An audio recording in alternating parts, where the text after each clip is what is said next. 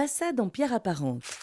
La massette et la pointerolle suffisent à purger les joints, c'est-à-dire à les dégarnir sur une profondeur de 3 ou 4 cm.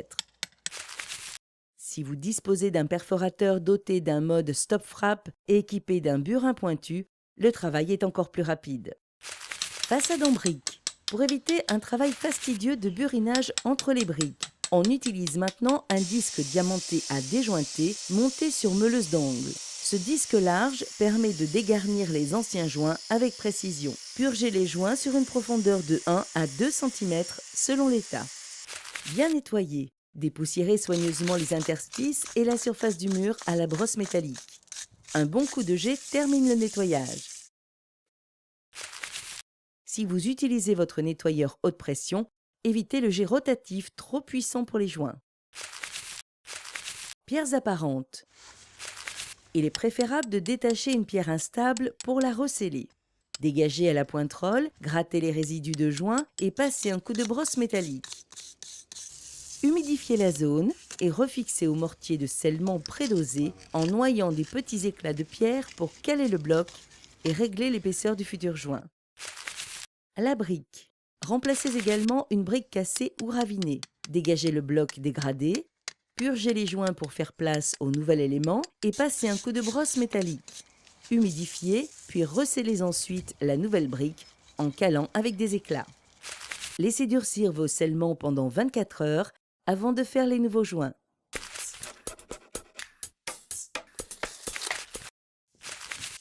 Préparez le mortier. Humidifiez la façade au jet afin de favoriser l'accrochage du mortier à joint.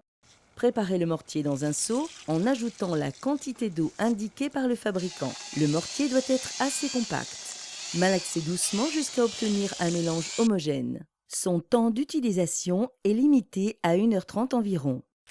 Il existe plusieurs coloris de mortier à joint. Le ton pierre s'accorde parfaitement avec le style de façade en pierre apparente.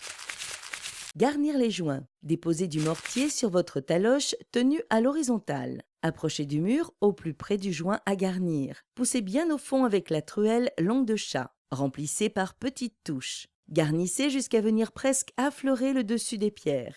Donnez une forme à peu près régulière en serrant les joints, mais sans trop vous soucier des détails. Grattez les joints. Lorsque le mortier commence à durcir, soit de 2 à 4 heures après, grattez pour niveler la surface des joints. Brossez ensuite pour les adoucir et dépoussiérer.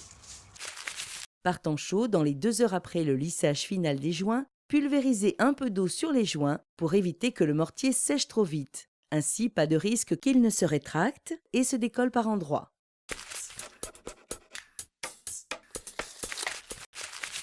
Préparez le mortier. Humidifiez la façade au jet afin de favoriser l'accrochage du mortier à joint. Préparez le mortier dans un seau en ajoutant la quantité d'eau indiquée par le fabricant. Le mortier doit être assez compact.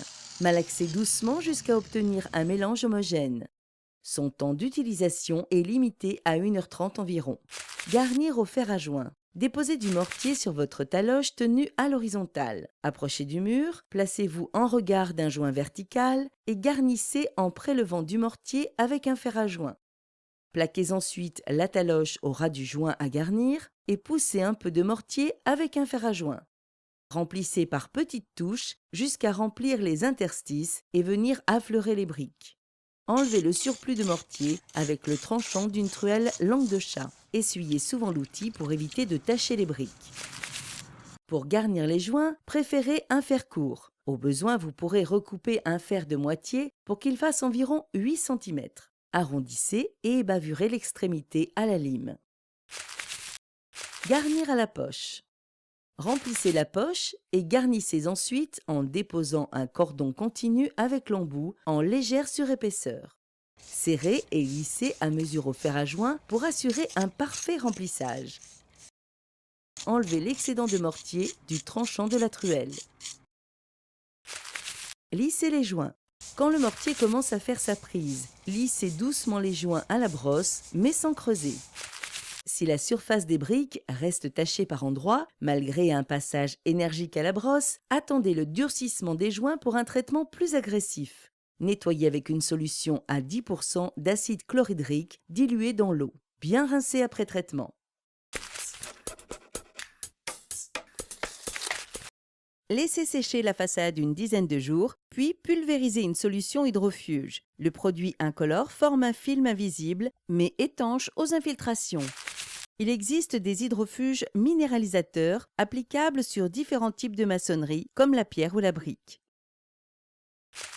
Un ravalement qui rend de nouveau la façade étanche aux intempéries, tout en lui redonnant son bel aspect d'origine.